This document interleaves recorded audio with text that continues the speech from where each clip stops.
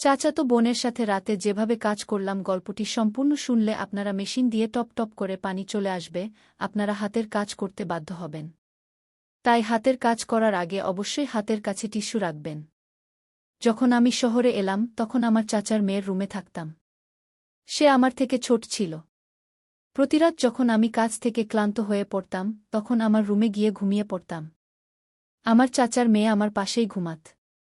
সেই রাতে আমি একটু দেরি করে বাড়ি ফিরলাম এবং এসেই রুমে গিয়ে মাথা রেখে শুয়ে পড়লাম। কিছুক্ষণ পর বোন সেখানে চলে এল। তারপর সে আমার চুলে হাত বুলাল এবং আমার পায়ের কাছে বসে গেল। হঠাৎ সে কিছু করতে শুরু করল যা অনুভব করে আমার ক্লান্তি দূর হতে লাগল। তারপর সে বলল, যতক্ষণ তোমার ক্লান্তি দূর না হবে ততক্ষণ তোমাকে আরাম মিলবে না কি। তারপর বোন সারারাত আমাকে। হ্যালো বন্ধুরা, আজকের এই গল্পে আপনাদের সবাইকে স্বাগতম। আমার নাম শচীন। আমি যে মেয়ের রুমে থাকতাম আমার মনে হয়েছিল সে ছোট, কিন্তু সে মোটেও ছোট ছিল না। সে এতটাই বুদ্ধিমতী ছিল যে 7 বছরের একটি ছেলের দেখাশোনা করতে পারত। আসলে আমি কাজের সূত্রে শহরে এসেছিলাম এবং আমার চাচার বাড়িতে থাকতে শুরু করি। আমার মা আমাকে অবিবাহিত ছেলেদের সাথে থাকতে দিতে রাজি ছিলেন না। তিনি বলেছিলেন, শহরে তোমার চাচার বাড়ি আছে, তুমি সেখানেই থাকবে। আমি শহরে একটি ভালো বেতনের চাকরি পেয়েছিলাম। যখন আমি আমার চাচার বাড়িতে পৌঁছলাম তখন তাদের বাড়ি দেখে আমি ভাবনায় পড়ে গেলাম। চাচার বাড়ির দরজা এত ছোট ছিল যে আমার ব্যাগ এবং আমি একসাথে ভেতরে যেতে পারতাম না। কারণ এখন আমাকে সেই ছোট বাড়িতে থাকতে হবে। বাড়িতে রান্নাঘর ছাড়া একটি বেডরুম এবং একটি হল ছিল এবং সেটাও খুব ছোট ছিল।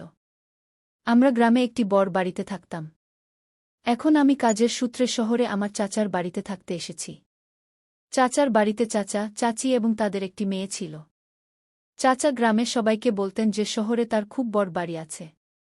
এখন আমি সত্যিই তার বড় বাড়ি নিজের চোখে দেখছি। চাচার মেয়ে এখন 8 বছরের হয়ে গেছে। তার নাম ছিল।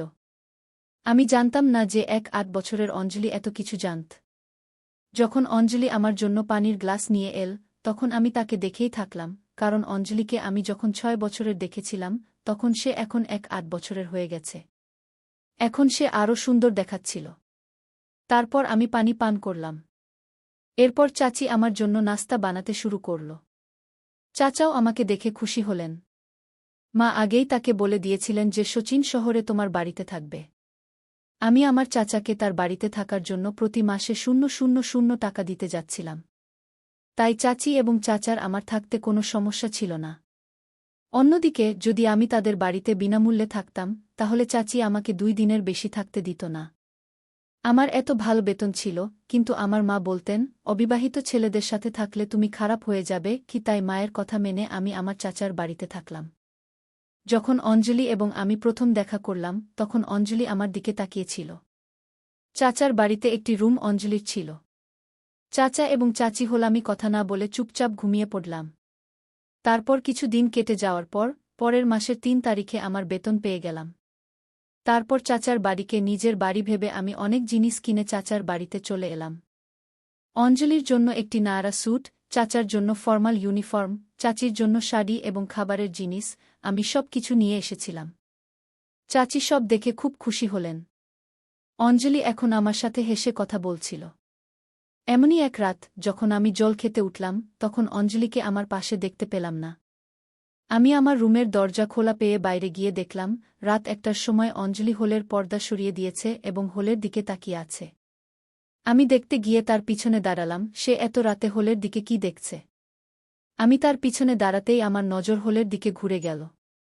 সামনের দৃশ্য দেখে আমি অঞ্জলিকে এক পাশে টেনে নিয়ে তার হাত ধরে বেডরুমে নিয়ে গেলাম। আমি অঞ্জলিকে বললাম, অঞ্জলি, তুমি কি করছিলে? ওরা তোমার নিজের বাবা মা। রাতে মা বাবার প্রাইভেট সময়ে উকি দেওয়া ঠিক নয়। অঞ্জলিকে এভাবে চাচাচাচির দিকে তাকাতে দেখে আমি একটু রেগে গেলাম। তখন সে আমার কাছে ক্ষমা চেয়ে বলল, দাদা, এ সম্পর্কে কাউকে বলো না। আমি আজকের পর আর এমন কিছু করব না। অঞ্জলি যা করছিল তাতে তার তেমন কোনো ভুলও ছিল না। চাচার এখন একটি বড় বাড়ি কিনে নেওয়া উচিত ছিল, কারণ তাদের মেয়ে এখন বড় হয়ে উঠছিল। তাই তাদের এটা বুঝতে হবে। পরের দিন আমি চাচাকে বললাম, চাচা, এখন আপনার একটি বড় বাড়ি কিনে নেওয়া উচিত। আমাদের মায়েরা এখন বড় হয়ে উঠছে, তারও নিজের আলাদা রুম দরকার, আর আপনারও আলাদা রুম দরকার। চাচা বললেন, বাড়িতে আমরা 3 জন মানুষ, 3 জনের জন্য এত বড় বাড়ির কি দরকার? এখন তুমি বাড়িতে চতুর্থ ব্যক্তি, তবুও আমাদের থাকতে কোনো সমস্যা হচ্ছে না। তাহলে বড় বাড়ি কেন চাই? উত্তর শুনে আমার মুখ খারাপ হয়ে গেল। চাচার সাথে কথা বলার সময় আমার ফোন বেজে উঠল। ফোনে আমার মায়ের কল ছিল, তাই আমি ফোন রিসিভ করলাম। মা আমাকে বললেন, আমি তোমাকে একটি মেয়ের ছবি পাঠিয়েছি, বলো কেমন লাগছে? আমি বললাম, মা, মেয়েটির ছবি আমার খুব ভালো লেগেছে। কি এ কথা শুনে, যেহেতু মেয়েটি আমার মায়ের পছন্দের, তাই মা তাড়াতাড়ি পরের 2 দিনের মধ্যে বিয়ে করার সিদ্ধান্ত নিলেন। বিয়ের পর কিছু দিনের ছুটির পর আমি কাজের জন্য শহরে আসতে লাগলাম। তখন মা বললেন, তোমার স্ত্রীকে কিছু দিনের জন্য নিজের সাথে নিয়ে যাও। তারপর আমি তারাকে আমার সাথে শহরে নিয়ে এলাম। আগে আমি শহরে চাচার বাড়িতে থাকতাম, তাই আমি চাচার বাড়িতে চলে এলাম। যখন আমি আমার স্ত্রীকে নিয়ে চাচার বাড়িতে এলাম, তখন অঞ্জলির রুম পুরোপুরি আমার হয়ে গেল। সে রাতে তার বাবা মায়ের সাথে হলে ঘুমাত। তারাকে শহরে আনার 3 দিন পর, হঠাৎ এক রাতে যখন আমি আমার স্ত্রীর কোলে ঘুমাচ্ছিলাম, তখন আমি অঞ্জলিকে আমাদের পাশের রুম থেকে উকি দিতে দেখলাম। তাকে দেখে আমি তাড়াতাড়ি তারাকে ছেড়ে বিছানা থেকে উঠে বসলাম। আমাকে উঠতে দেখে অঞ্জলি তাড়াতাড়ি দরজা থেকে সরে গেল। তারপর আমি ভাবতে লাগলাম, যদি তারাকে এই শহরের পরিবেশ পছন্দ হয়, তাহলে আমি পরের মাসেই আমাদের জন্য আলাদা রুম খুঁজে নেব। কিন্তু 5ম দিনেই তারা শহরটাকে না বলতে শুরু করল। সে বলল, আমি এখানে বেশি দিন থাকতে পারব না। আমার গ্রামে থাকার অভ্যাস, এখানকার জলও আমার পছন্দ নয়, বাতাসও নয়। তারপর হঠাৎ তারার স্বাস্থ্য খারাপ হয়ে গেল। এত দিন থাকার পরও আমার কোনো সমস্যা হয়নি, কিন্তু তারার ব্যথা শুরু হল। তাই সে গ্রামে যাওয়ার জিদ করতে লাগল। তার স্বাস্থ্য খারাপ হতে থাকায় আমি তাকে গ্রামে পাঠিয়ে দিলাম। তারপর আমি চাচার বাড়িতে একা থাকতে লাগলাম। আমি তারার সাথে ততটা খুশি ছিলাম না, যতটা হওয়া উচিত ছিল। কারণ আমি যে ছবি দেখেছিলাম তা খুব চমকদার ছিল, আর সে বিয়েতেও চমকাচ্ছিল। কিন্তু বিয়ের পর যখন সে মেকআপ তুলে ফেল, তখন তাকে দেখে আমি খুব বিব্রত বোধ করলাম। কারণ আকাশের তারার মতো আমার তারা ছিল না, সে একটু শ্যামলা ছিল। আমার গোরা স্ত্রী চাইছিল, কিন্তু এখন আর কি করা, বিয়ে হয়ে গেছে, আর সে পবিত্র। তাই আমি তাকে বিশ্বাস করে তার সাথে জীবন কাটাতে চাইলাম। এখন তারা গ্রামে চলে গেছে, তাই আমার জন্য আরও ভালো ছিল। যদিও এখন আমার বিয়ে হয়ে গেছে, তবুও আমি শহরেই কাজ করব। তাই ভাবলাম চাচার বাড়িতেই থাকা ভালো, কারণ নিজের জন্য এত টাকা খরচ করা আমার পছন্দ নয়। তারার গ্রামে যাওয়ার পর আমি 3 দিনের ছুটি নিলাম, কারণ আমি খুব ক্লান্ত হয়ে পড়েছিলাম এবং বিশ্রাম নিতে চেয়েছিলাম। যেদিন আমার ছুটি, চাচা যেমন প্রতিদিন সকালে কাজে চলে গেলেন, চাচি একটি গৃহশিল্প কোম্পানিতে কাজ করতে যেতেন। তিনিও কাজে চলে গিয়েছিলেন। সেই সময় অঞ্জলি এবং আমি দুজনেই বাড়িতে ছিলাম। নাস্তার পর আমি আমার ল্যাপটপ নিতে বেডরুমে যাচ্ছিলাম। কামরার দরজায় হ্যান্ডেল পর্যন্ত ছিল না, তাই বেডরুমের দরজা সবসময় একটু খোলাই থাকত। আর আজ আমি অঞ্জলিকে খোলা দরজার ফাঁক দিয়ে তার কাপড় বদলাতে দেখলাম। অঞ্জলির গোরা সুন্দর রূপ দেখে আমার চোখে চমক এসে গেল। তারপর ভাবলাম, কোথায় আমার কালো বউ আর কোথায় অঞ্জলি? দুজনের মধ্যে দূর দূর পর্যন্ত কোনো মিল নেই। অঞ্জলি অনেকদিন ধরে আমার আশেপাশে ছিল, কিন্তু আমি তাকে কখনো এভাবে দেখিনি। তার গোরা রং দেখে বললাম, হায় রে আমার কপাল। এখন আমার অঞ্জলিকে এভাবে দেখতে ভালো লাগতে শুরু করেছিল, তাই আমি তাকে দেখতেই থাকলাম।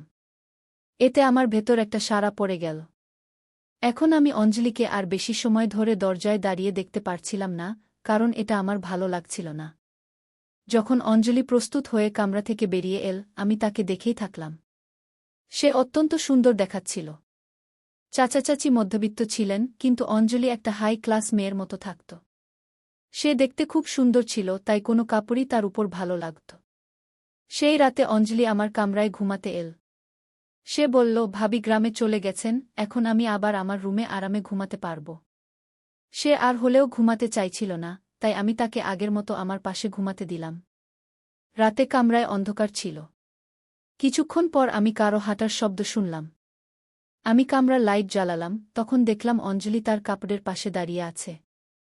আমি তার কাছে গেলাম এবং কিছু না বলে আমার শার্ট খুলে রেখে লাইট বন্ধ করে ঘুমিয়ে পড়লাম।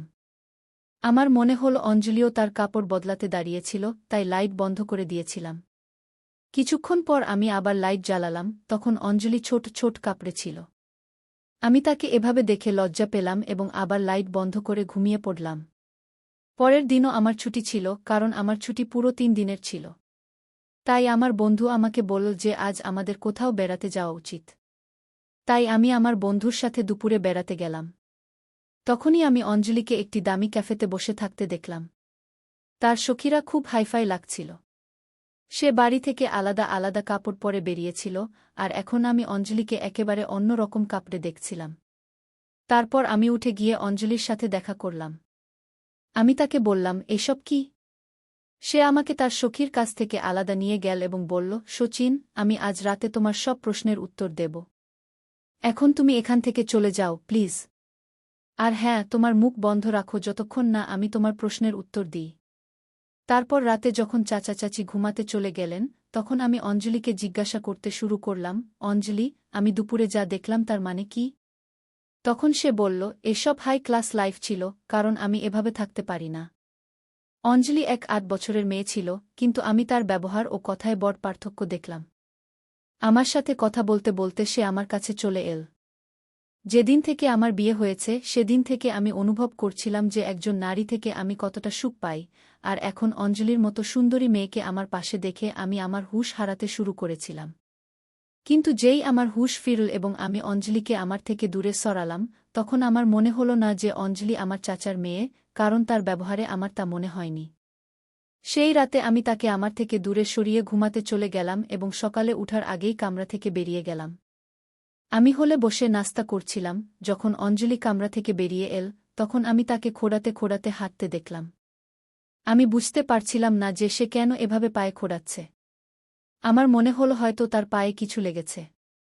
যখন চাচির নজর তার উপর পড়ল, তখন চাচি তাকে জিজ্ঞাসা করলেন, অঞ্জলি, তুমি এত খোঁড়াচ্ছ কেন? তোমার পায়ে কোনো সমস্যা আছে? এতে সে বলল, শচীন আমার থেকে ভালো জানে যে আমার পায়ে কী সমস্যা আছে। অঞ্জলি সরাসরি আমার দিকে ইশারা করল। আমি এর কারণ জানতাম না এবং এও জানতাম না যে সে আমাকে এমন কেন বলল। তবুও আমি চাচিকে বললাম যে ঘুমানোর সময় অঞ্জলির পা বিছানার কোণায় লেগে গিয়েছিল। অঞ্জলি সকাল থেকে সন্ধ্যা পর্যন্ত আমাকে খুবই লোভনীয় দৃষ্টিতে দেখছিল। তারপর আমি ভাবলাম, যেই চাচি কাজে যাবেন, আমি তাকে এমন মিথ্যা বলার কারণ জিজ্ঞাসা করব। সেই সময় অঞ্জলি আমাকে বলল, আজ আমি শুধু আমার মায়ের সামনে খোঁড়াচ্ছিলাম, কাল বাবার সামনেও এভাবেই খোঁড়াব। আরও অনেক কিছু করতে পারি আমি, যদি তুমি আমাকে তা না দাও যা আমি চাই। সে বলল, যখন তোমার কোনো কিছুরই প্রয়োজন নেই, তখন আমি তোমাকে কিভাবে কিছু দিতে পারি? তখনই অঞ্জলি আমার কাছে এল। তারপর সে বলল, ঠিক আছে, তুমি যা চাও তা আমার কাছ থেকে নিতে পারো। এবং সে আমার সামনে তার বাহু প্রসারিত করে দাঁড়িয়ে রইল। আমি বুঝতে পারলাম না সে কি বলছে। তখনই সে আমার হাত ধরে তার কোমরে রাখল এবং বলল, তুমি যা চাও আমার সাথে করতে পারো, কিন্তু এর জন্য তোমাকে আমাকে কিছু অর্থ দিতে হবে। তখন আমার মনে পড়ল, গত রাতেও সম্ভবত অঞ্জলি আমার প্যান্ট থেকে কিছু টাকা নিচ্ছিল, কিন্তু তবুও আমি তাকে কিছু বলিনি। কিন্তু এখন সে চরম সীমায় পৌঁছে গেছে। সে টাকার জন্য এত অল্প বয়সে অবাঞ্ছিত কাজ করতে প্রস্তুত ছিল। সে জোর করে আমার হাত তার কোমরে রাখল। আমি তাকে বললাম যে এটা সব ভুল, কিন্তু সে একটাও শুনল না এবং তারপর সে আমাকে জড়িয়ে ধরল। তারপর কোনোমতে আমি অঞ্জলি থেকে দূরে সরে গেলাম। সে আমাকে আবার তার দিকে টেনে নিল। তারপর সে বলল, এখন আমাদের মধ্যে কেউ নেই, তুমি আমার কাছ থেকে যা চাও নিতে পারো। অঞ্জলি কথা বলছিল, তখনই দরজায় চাচি এসে পড়লেন। চাচি যখন আমাদের দেখলেন, তখন অঞ্জলি আমার থেকে বেশি দূরে ছিল না। চাচি অঞ্জলিকে বললেন, অঞ্জলি, তুমি এসব কি করতে যাচ্ছ? অঞ্জলি নির্ভয়ে চাচিকে বলল, আমি কি ভুল করছি? আমিও একটি ভালো হাই ক্লাস জীবন যাপন করতে চাই, তাই আমি তাই করছি যা আপনি করেন। আপনি কি আপনার ম্যানেজারের সাথে এমন কিছু করেন না এবং তার কাছ থেকে টাকা নেন না? আমি এসব দেখেছি। এখন আমার কাছে আমার বাড়িতে বেশি টাকা উপার্জনের উপায় পেয়েছি, তাই আমি তার সাথে এসব করতে প্রস্তুত। তখন চাচি অঞ্জলির উপর চিৎকার করে উঠলেন। তিনি অঞ্জলিকে বললেন যে তুমি খুব বোকা, তোমার বড়দের সাথে কথা বলার কোনো বুদ্ধি নেই। চাচি অঞ্জলির মুখ বন্ধ করার জন্য তার দিকে দৌড়ে গেলেন, কিন্তু তখনই আমি চাচিকে থামিয়ে দিলাম। তারপর আমি চাচিকে বললাম, অঞ্জলি যা বলছে তা কি সত্য? তখন চাচি লজ্জায় মাথা নিচু করে দাঁড়িয়েছিলেন এবং আমার প্রশ্নের উত্তর দিতে পারলেন না। তখন আমি আরও বললাম, চাচি, আপনি এটা কি করছেন? সম্ভবত এসব দেখে অঞ্জলির অবস্থা খারাপ হয়ে যাচ্ছে। যেদিন থেকে আমি এই বাড়িতে এসেছি, আমি তাকে একবার নয়, দুবার আমার পকেট থেকে টাকা নিতে দেখেছি। আমার টাকা একবার নয়, বহুবার চুরি হয়েছে, কিন্তু আপনার এবং মায়ের কারণে আমি শান্ত থেকেছি। আমি এই পরিবারের কোনো সদস্যের উপর কখনো সন্দেহ করিনি, কিন্তু এই বিষয় থেকে চিরতরে মুক্তি পাওয়া জরুরি ছিল, কারণ অঞ্জলির অবস্থা দিন দিন খারাপ হয়ে যাচ্ছিল। যেদিন থেকে আমি অঞ্জলিকে টাকা চুরি করতে দেখেছি, সেদিন থেকে আমি তার উপর নজর রাখছি। সে এখন আমার সামনে টাকা চুরি করতে পারছিল না, এবং আমি জানতাম না যে অঞ্জলি এখন এমন পথ বেছে নেবে। আপনি আমাকে সত্য বলুন, আপনারা দুজন মিলে চাচার পিছনে এই বাড়িতে একসাথে কি করছেন? আমার কথা শুনে চাচি কেঁদে ফেললেন। তারপর তিনি বললেন, দয়া করে ধৈর্য ধরুন এবং আপনার চাচাকে কিছু বলবেন না। শুধু একবার আমি একটি ছেলেকে আমার কোম্পানিতে নিয়ে গিয়েছিলাম, তারপর কখন তার নজর আমার উপর পড়ল, আমি টেরই পাইনি। আমার কোম্পানিতে একজন ম্যানেজারের সাথে আমার সম্পর্ক আছে, এবং সেই সম্পর্কের একমাত্র কারণ টাকা। আপনার চাচার কাছে টাকা থাকা সত্ত্বেও তিনি আমাদের সুখে রাখতে পারেন না, এবং না তার কোনো মাথাব্যথা আছে। আপনার চাচা আমার এবং তার মেয়ের সম্পর্কে কখনো কিছু ভাবেননি। ম্যানেজার থেকে যে টাকা পাই তা দিয়ে আমি আমার এবং অঞ্জলির কিছু প্রয়োজন মেটাই, কিন্তু আমি জানতাম না যে অঞ্জলির প্রয়োজন এত বেড়ে যাবে। আপনার চাচার শহরে আরও একটি বাড়ি আছে, সেই বাড়ি এই বাড়ি থেকে বড়, কিন্তু আপনার চাচা সেই বাড়ি ভাড়া দিয়ে টাকা উপার্জন করেন এবং আমাদের এত ছোট বাড়িতে মানিয়ে নিতে বাধ্য করেন। আপনার চাচার কৃপণতার কারণে এই সময় আমাদের জীবনে এসেছে, কিন্তু এখন আমি আমার ভুল বুঝতে পেরেছি। তারপর চাচি অঞ্জলিকে স্নেহে জড়িয়ে ধরে বললেন, আমাকে ক্ষমা করো, আমি আজকের পর সেই চাকরি এবং ম্যানেজারের সংস্পর্শ ছেড়ে দেব। তখন অঞ্জলি বলল, মা, আমি ইচ্ছা করেই এটা করছিলাম যাতে আপনি এসব ছেড়ে দেন। যখন শচীন ভাই আমাকে টাকা চুরি করতে দেখল, তখন আমি তাকে সব সত্য বলেছিলাম। আপনি ভুলে গিয়েছিলেন যে টাকা উপার্জনের জন্য আপনি আপনার ম্যানেজারের সাথে কি করছেন, এবং এটাও ভাবেননি যে যদি আমি এটা জানতে পারি, তাহলে আমি কি ভাবব। শচীন ভাইয়ের ধন্যবাদ, যিনি আমার চোখ খুলে দিয়েছেন। আজ আপনি আপনার ভুল বুঝতে পেরেছেন, এবং আমিও আমার ভুল বুঝতে পেরেছি। অঞ্জলি এবং আমি মিলে চাচিকে তার ভুল বুঝিয়ে দিলাম। আমিও চাচিকে বোঝালাম এবং একটি ছোট্ট খেলা খেলার জন্য বললাম। শেষ পর্যন্ত চাচি আমার কথা মেনে নিলেন এবং অঞ্জলিকে নিয়ে চিরতরে তার মায়ের বাড়ি চলে গেলেন। তখনই চৌগি চাচার মনে একটি আলো জ্বলে উঠল এবং তিনি তার ছোট্ট ঘরটি ছেড়ে দিলেন এবং তার জিনিসপত্র অন্য ঘরে সরিয়ে নেওয়ার কথা বললেন। এটি শুনে চাচি এবং অঞ্জলি খুব খুশি হলেন এবং দুজনেই আমাকে ধন্যবাদ দিলেন। সেই দিন থেকে চাচা তার কৃপণতা অনেক কমিয়ে দিলেন। আমিও জীবনের পথে আমার মা ভালোভাবে শিখিয়েছিলেন যে জীবনে টাকা সঞ্চয় করা উচিত, কিন্তু প্রথমে নিজের পরিবারের মানুষদের খুশি রাখার পর। যদি কেউ তার স্ত্রী এবং বাচ্চাদের সব বিষয়ে না বলে দেয়, তবে ঘরের ব্যক্তি ভুল পথে যেতে পারে। একজন মানুষ নিজের এবং নিজের পরিবারের জন্য উপার্জন করে। একভাবে কৃপণ হওয়া ভালো, কিন্তু এতটাও কৃপণ হবেন না যে আপনার পরিবার কোনো ভুল পথে চলে যায়। আমাদের কৃপণতার কারণে কখনো কখনো আমাদের ঘরের কেউ দুর্ভাগ্যের দিকে যেতে পারে। আমাদের এই বিষয়েও ভাবা উচিত। টাকা সঞ্চয় করুন, কিন্তু এতটাও নয় যে আপনি আপনার জীবন যাপন করাই ভুলে যান। তাই আমার প্রিয় বন্ধুরা, এটি ছিল আমাদের আজকের ছোট্ট গল্প। আপনি এই গল্পটি কেমন লাগলো তা কমেন্ট করে অবশ্যই জানান। যদি আপনি এই গল্পটি পছন্দ করেন তবে এটি লাইক করুন এবং আপনার বন্ধুদের সাথে শেয়ার করুন। যদি আপনি এমন আরও ইন্টারেস্টিং এবং রোমান্টিক গল্প শুনতে চান তবে চ্যানেলটি সাবস্ক্রাইব করুন এবং বেল আইকন অন করুন যাতে আপনি আমার প্রতিটি গল্প সময়মতো পেতে পারেন। কাল দেখা হবে আরও একটি নতুন গল্প নিয়ে। ধন্যবাদ।